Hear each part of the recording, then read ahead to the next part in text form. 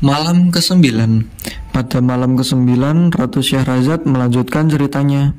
Setelah mengambil sedikit air danau, permaisuri penyihir itu merapalkan mantra yang sulit dipahami. Sesaat kemudian, ikan-ikan yang ada di danau bergerak-gerak. Rupanya mereka berubah menjadi manusia. Sihir yang menyelimuti mereka telah hilang. Kota raja yang sebelumnya adalah hutan mencekam telah kembali ramai. Pasar-pasar bermunculan, dan setiap warga tampak bekerja seperti sedia kala. Keempat gunung yang memagari danau kembali menjadi dataran. Wanita penyihir segera kembali ke kubah, menemui raja yang ia kira adalah kekasihnya. "Wahai kekasihku, berikanlah tanganmu agar aku bisa menciumnya." "Mendekatlah kepadaku," pinta raja. Wanita itu mendekati sang raja dan secepat kilat raja menusuk dadanya dengan pedang yang sudah terhunus hingga tembus ke punggungnya. Setelah itu, sang raja membelah tubuh si wanita penyihir dan segera keluar dari kubah. Saat melihat raja keluar dari kubah, si pemuda yang sudah menunggunya segera mencium tangan sang raja, mengucapkan selamat dan menyampaikan rasa terima kasih. "Anak muda, apakah engkau akan tetap tinggal di kotamu, ataukah engkau bersedia ikut ke negeriku?" tanya sang raja. "Wahai Baginda, apakah Tuan mengetahui seberapa jauh jarak antara kota hamba dengan negeri Tuan?" Si pemuda balik bertanya. "Sepengetahuanku, jaraknya hanya memerlukan 2,5 hari perjalanan." "Baginda, sadarlah," kata si pemuda sambil tersenyum. "Ketahuilah, sesungguhnya jarak antara negeri hamba Baginda dengan kota ini adalah perjalanan kaki selama 1 tahun. Jika Baginda sampai ke sini hanya dalam waktu 2,5 hari, maka itu karena kota ini dalam keadaan tersihir. Namun demikian, hamba akan tetap ikut mengantar Baginda hingga ke negeri Baginda. Hamba tak ingin berpisah dengan Baginda barang sesaat." Raja sangat senang dengan ucapan si pemuda.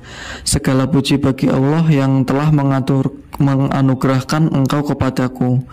Engkau akan kuanggap sebagai anakku karena hingga saat ini aku belum memiliki seorang anak," ucap sang raja. Keduanya berpelukan dengan gembira, kemudian berjalan menuju istana. Si pemuda yang juga raja itu mengumumkan kepada para pembesar bahwa ia akan melakukan perjalanan berhaji.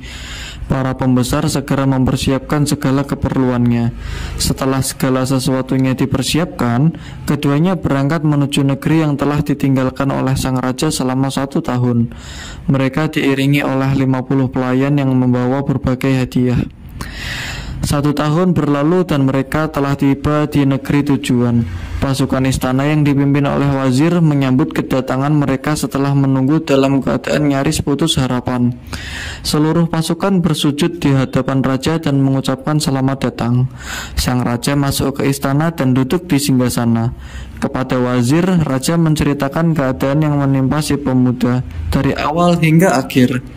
Usai mendengar penuturan raja, wazir segera menyampaikan ucapan selamat kepada si pemuda. Demikianlah, keadaan kembali seperti semula. Seluruh warga kerajaan bergembira. Terlebih lagi, raja memutuskan untuk membagi-bagi hadiah dari kerajaan si pemuda kepada rakyatnya. "Aku harus bertemu dengan si nelayan yang pernah mempersembahkan ikan-ikan," kata si pemuda kepada wazir. Maka diutuslah pengawal untuk menjemput si nelayan yang menjadi sebab terbebasnya kota raja si pemuda.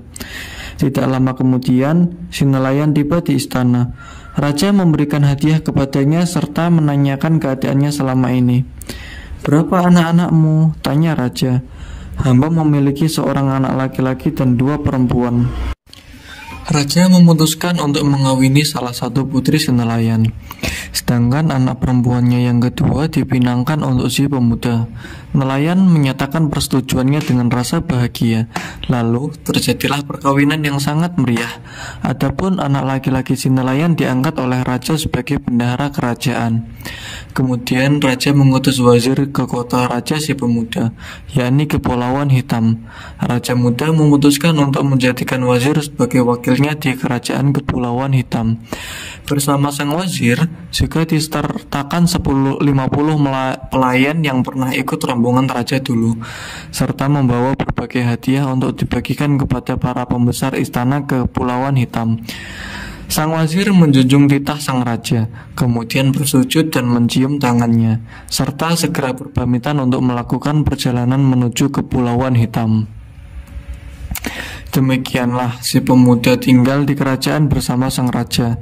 Sementara itu si nelayan telah menjadi orang terkaya pada zamannya. Kedua putrinya menjadi permaisuri hingga wafatnya. Sekian cerita tentang nelayan dan jin ifrit, Baginda, ucap Ratu Syahrazad kepada Raja Syahrayar.